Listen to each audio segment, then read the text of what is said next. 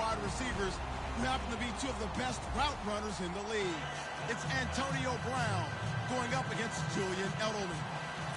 So let's get you up to Foxborough as we check in with our commentators, Brandon Gott and Charles Davis. Thank you very much, Larry. We are here on a beautiful afternoon for football. Coming up, we've got a good matchup on tap between the Pittsburgh...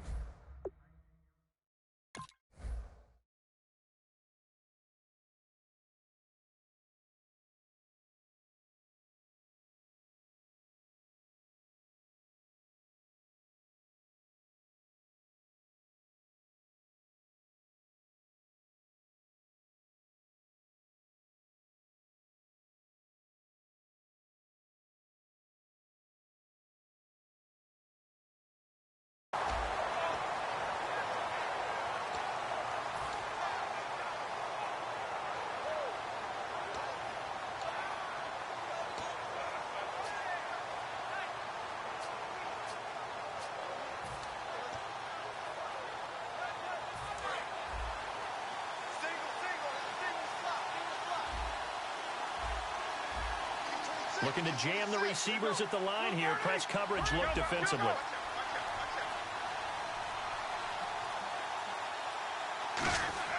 On first down, it's Roethlisberger. Oh, he's going to take a shot right away. It got his man complete. A big gain there on the first play of the game. 42 yards. There's no doubt about it. That's just one of the best connections in the league. Big Ben throwing it to Antonio Brown, and Antonio Brown has turned himself into such a player.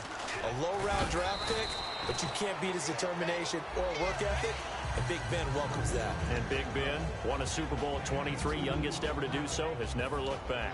And a lot of the weight of this offense falls on the shoulders of the running back. That's because the offense knows if they give him any openings, any opportunities, he can turn it into a big play at any time.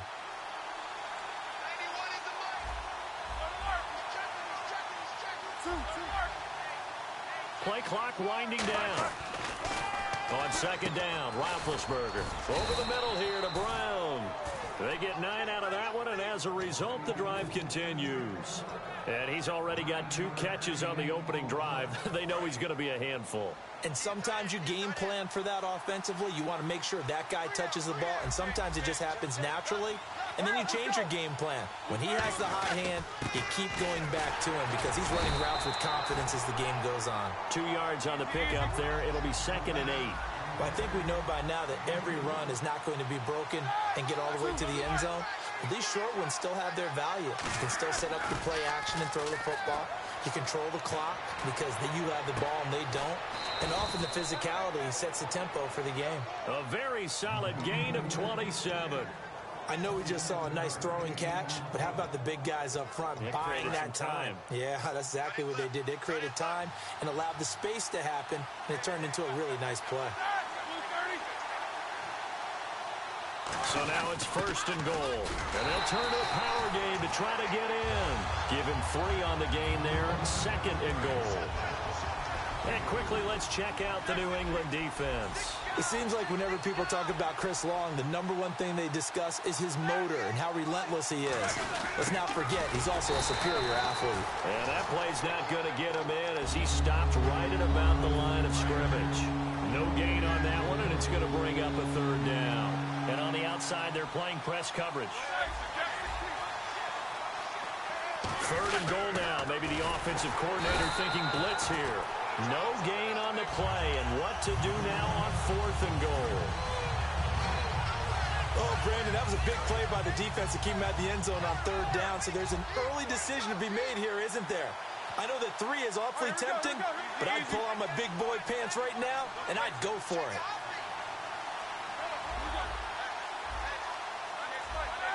Time running out here on the play clock. Roethlisberger keeps it. They try the sneak, but not enough push. He doesn't get in. And on the opening drive of the ball game, the defense comes up with a goal line stand.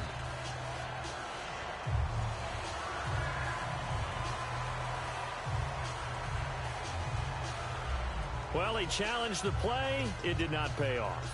And that means he lost a timeout in that challenge. And as a coach, you hate that. Don't know if you took the advice of the player, you threw it yourself, but it didn't go your way. At the end of the day, it all comes back to the head coach. He has the final determination on whether to actually challenge the play or not. In this case, it didn't pay off for him. And that's got to be so heartbreaking. You throw that flag, you probably feel really confident, and then all of a sudden, boom, you lose the challenge. Yeah, when you take a look at it, you're throwing that flag because you believe you're going to be right. And when it comes back the other way, you have to regroup. Let's discuss this offense now, and Julian Edelman, very good player. Has really developed into a terrific slot receiver, and a lot of times he would be the primary receiver. Still mad coming out of college that he's not a quarterback in the NFL. He takes it out on the opposing defenses. He was looking for Julian Edelman that time, and it's third down. And a look at the Steelers' defensive unit. Ryan Shazier ran so fast at his combine that many people thought someone actually ran for him. He's a linebacker who ran sub 4.4, and he uses that speed to make plays all over the field. So a second down incompletion now brings up third down. Let's go, defense. Let's get off the field. Defense. And the back goes into motion. Mike's 50. Mike's 50.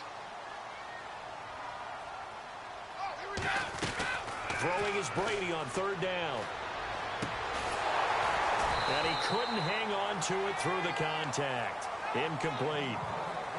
On any passes in the middle of the field, anyone who's going after the football is going to be conscious that it's probably going to be contested, and often physically. Sometimes that leads to drops.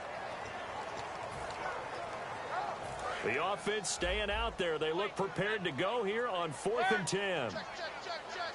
55.